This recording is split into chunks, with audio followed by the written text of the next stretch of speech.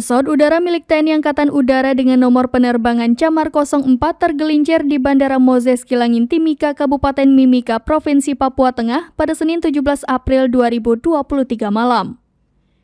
Direktur Utama Airnav Polana Banguningsih Pramesti membenarkan peristiwa itu. Pesawat kemudian dievakuasi petugas gabungan UPBU, PT AFCO, Damkar, personil Lanut Yohanis Kapiau, dan Pasgat TNI Angkatan Udara guna pengecekan.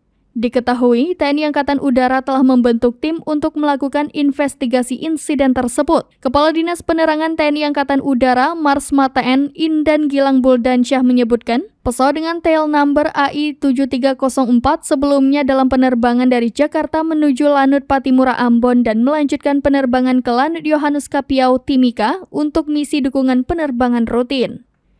Sebelumnya, pesawat bertuliskan TNI Angkatan Udara itu tergelincir di runway hingga kepala pesawat menyentuh aspal ujung landasan pacu Bandar Udara Kebanggaan warga Timika tersebut.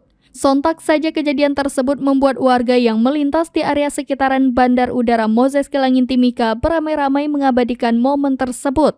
Sementara saat peristiwa ini terjadi, cuaca di kawasan Bandar Udara Moses Kilangin Timika sedang hujan cukup deras.